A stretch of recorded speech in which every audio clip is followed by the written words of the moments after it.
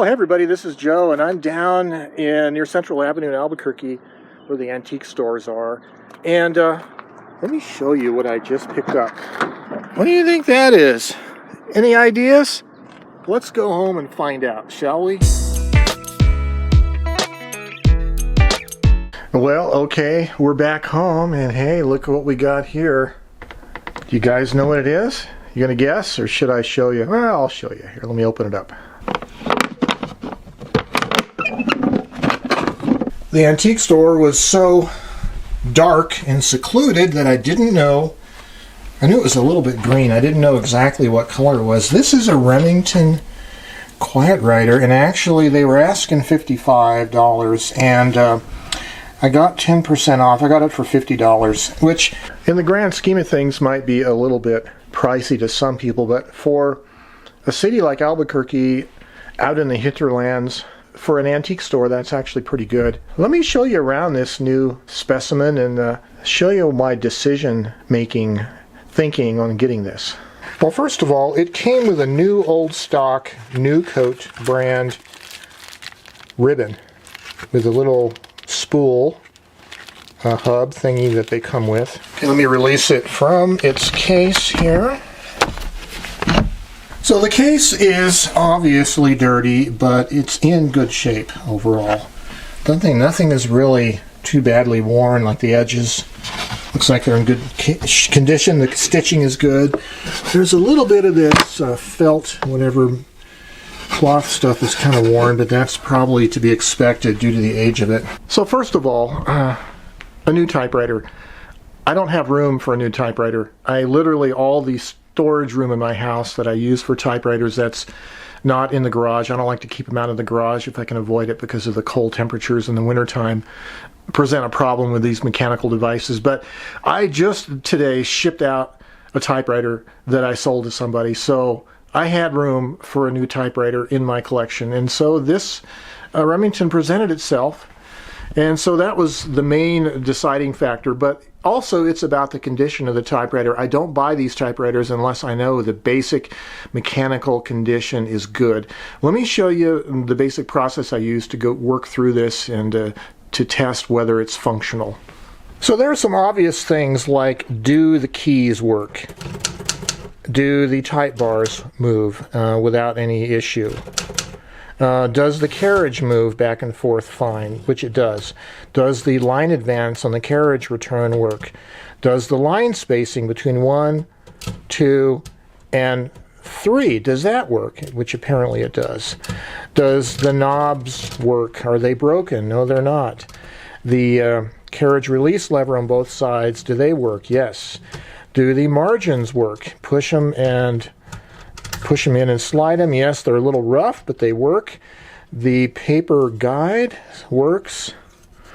The little plunger on the middle of the left platen knob, if you push it in, I should say, you can disable the line ratcheting.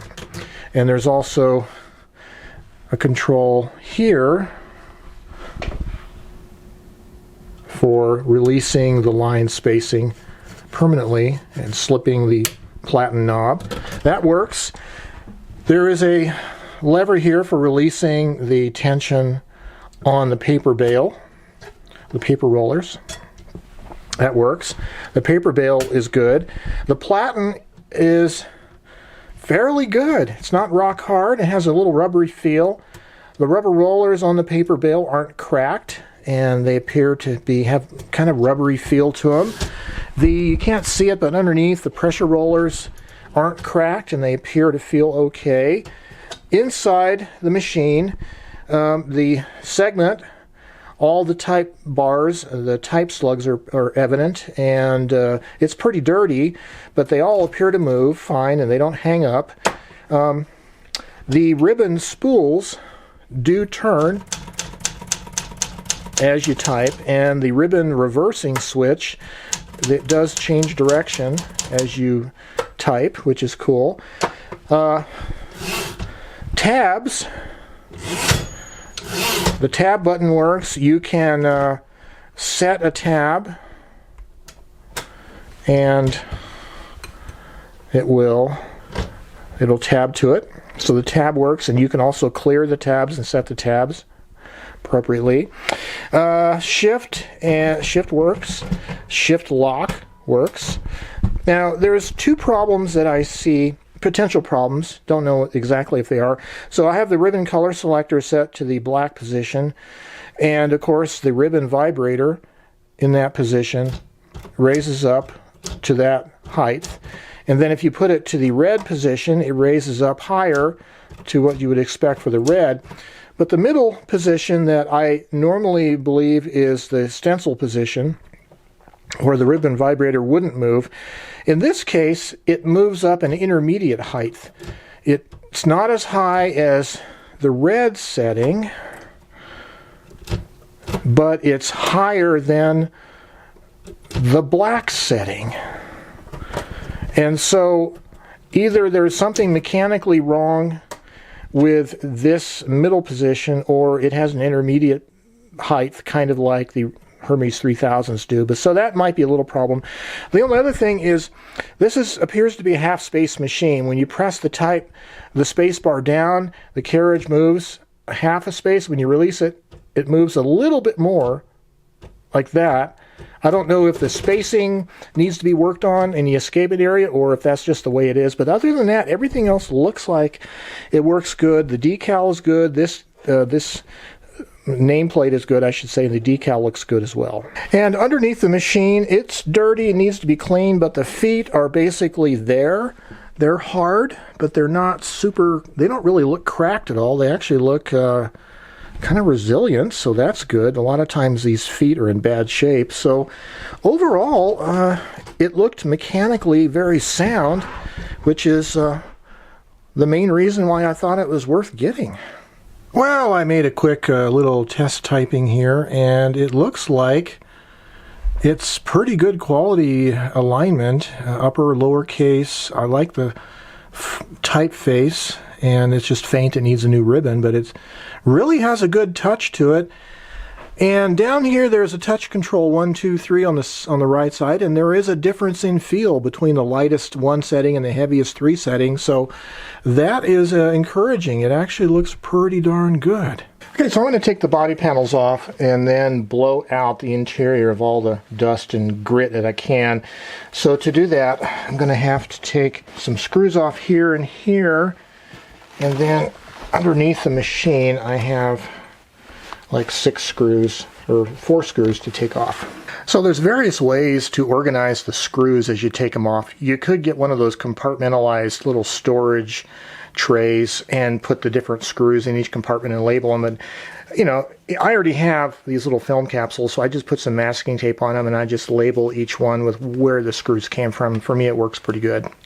Okay, so we have a lot of the body panels off now, and including the right side of the carriage right here. But the left side, I have the screws loose here, but the knob needs to come off. And as I look down in here on the knob itself, there is no set screw for the knob. And so I'm thinking I might have to take off the set screw on the other side, the right side of the platen, and maybe the center shaft might pull out to get this panel loose. But the other thing I'm thinking about is, you know, I can get down in here and I can kind of clean these levers and linkages without really having to take the whole panel loose. So that's kind of what I think I'll do. With this loose like this, there goes the knob. With this loose like this on the left side, it gives me access to take the screws off so I can take the rear panel off behind the carriage.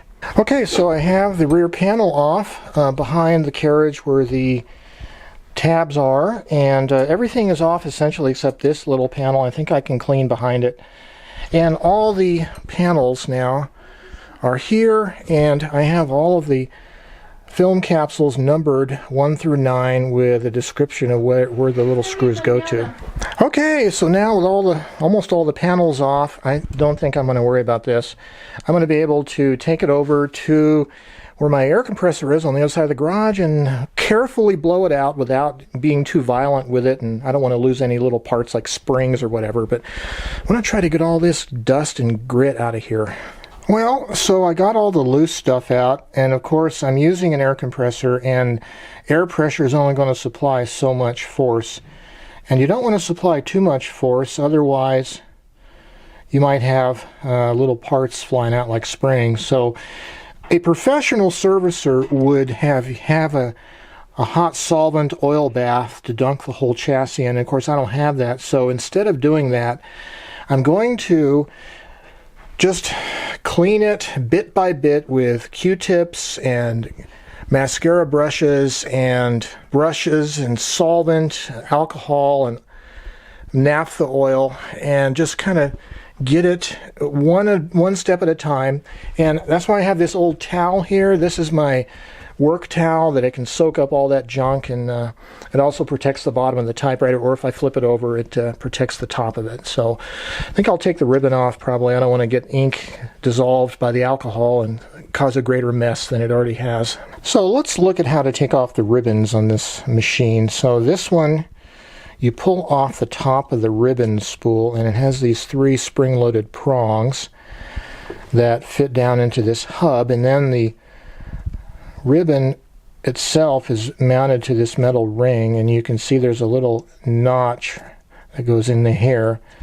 So you just take it out on both sides like that. So I'm using a fairly stiff, kind of an art paintbrush. It's stiff enough to loosen some of the grit that's there, and I'm kind of working from the back forward and from the top down. So as I kind of brush dirt away, I want it to fall down, and then I just work my way through the whole mechanism a little bit at a time.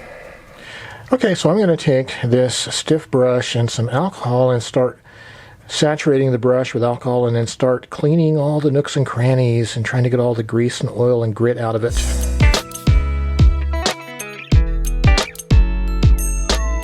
Well, got a bunch of dirty cotton swabs, and my little painter's brush I've kind of worn out, but that's just kind of what you have to do.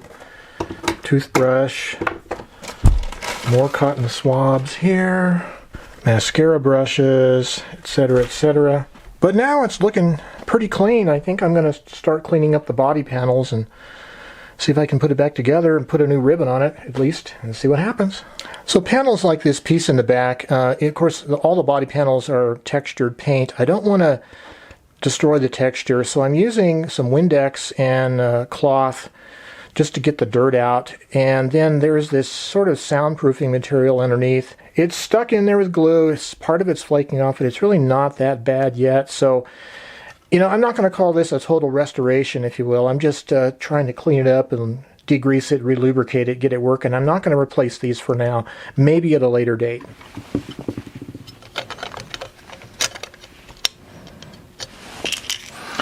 Long screw goes to the rear.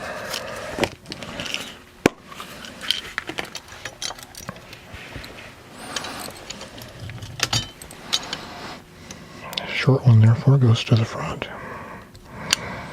by inference. And then the set screw goes on the right knob, goes on the flat of the shaft. Like that. A little bit of clean up these levers. A little bit of dirt in there. So this is the panel, the vertical panel right behind the keyboard, and so I've cleaned it with some Windex and a toothbrush, but I've tried to purposefully miss these little colored dots, but I want the Windex to possibly fade the paint. So I'd like to discuss for a moment the difference between professionally cleaning, degreasing in a hot oil or solvent bath versus doing this by hand. And that is, if you look at this mechanism right here pertaining to the space bar right here, you can see that there's a pivot point between the end of this arm and this little support. Well, a hot solvent or oil bath might clean this entire bar. all the parts because it would be immersed. But for our purposes, what we're really interested in is the actual pivot point itself, where the friction happens, where the parts rotate on each other. That's where hanging up will cause problems, you know, if it's gritty and full of old grease and stuff. So superficial cleaning of these rods, for instance, is cosmetic, but what really matters is these joints in here, and that's kind of what we're hitting with our alcohol, our naphtha, our other degreasers, and maybe some light oil.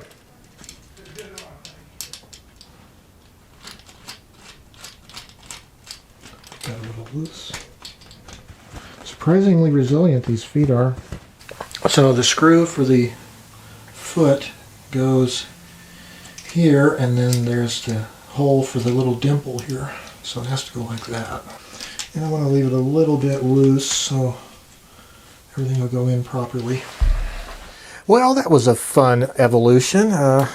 It's always fun for me to get to in a new situation like this, a new machine, and play with it, especially something I haven't worked with a Remington Quiet-Riter in quite a few years.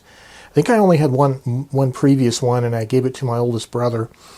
But this one turned out to be in really good shape. It was super dirty, but boy, it cleaned up really nice.